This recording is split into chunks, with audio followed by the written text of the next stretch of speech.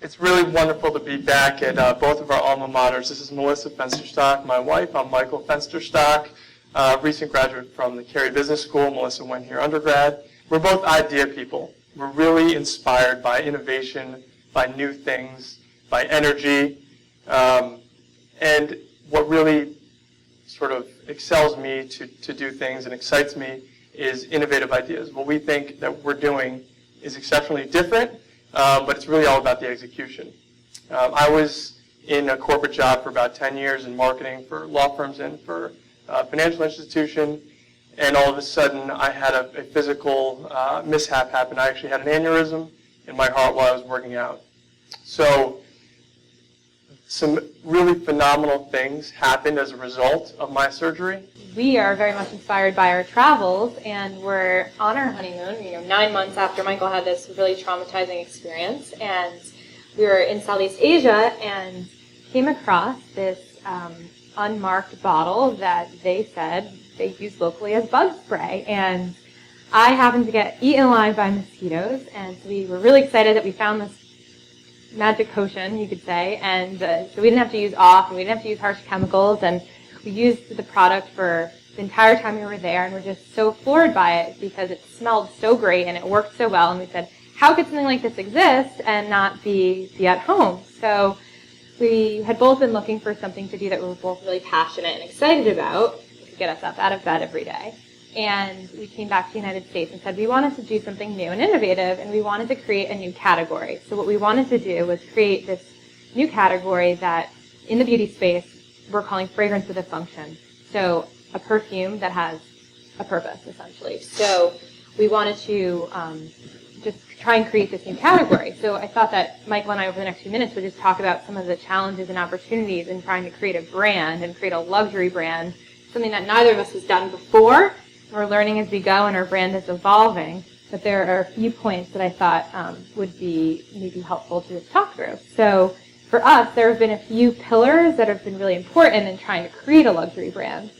The first is very much the go-to-market strategy. So you have this new concept, and how do you execute on it, and how do you create something that people want and something that there's demand for? So for us, the first piece that was really important was launching the product in the right places. So we had this really awesome product that we felt really strongly about, but we needed to get it out there. So, for example, we're at Canyon Ranch, we're at Four Seasons, Rosewood Hotels, Brilliant Chateau, so trying to create a high-end brand by associating ourselves with other high-end locations.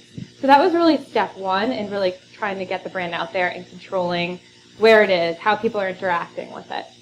Packaging was quite the journey for us. We sampled glass from all over the world, from Latin America, from China, from Europe, and ultimately settled on Parisian glass, which we felt was the most quality.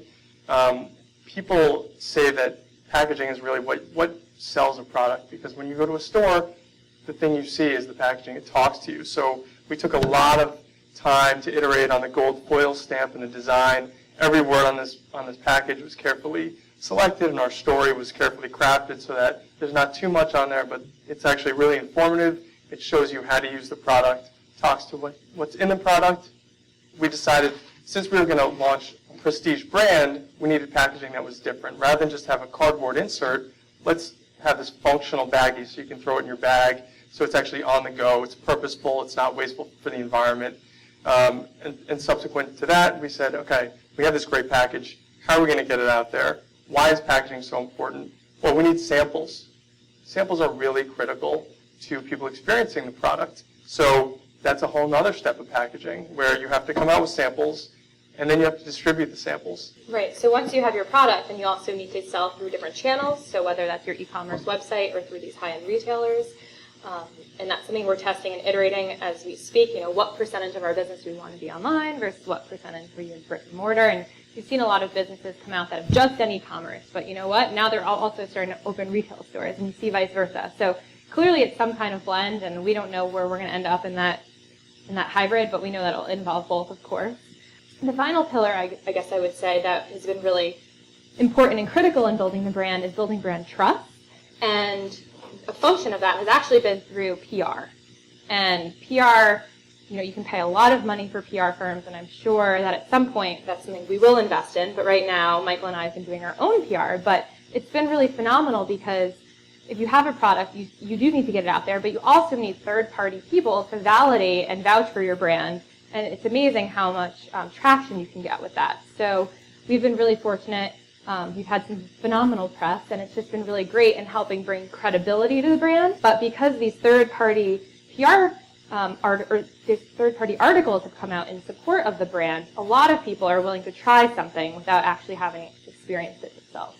So that's been a really valuable lesson for us, that PR is incredible. Part of our supply chain, we do believe in doing well by doing good, just like the Carey Business School motto. And in fact, we actually, since we discovered the fragrance in Southeast Asia, it's handcrafted by Burmese refugee women.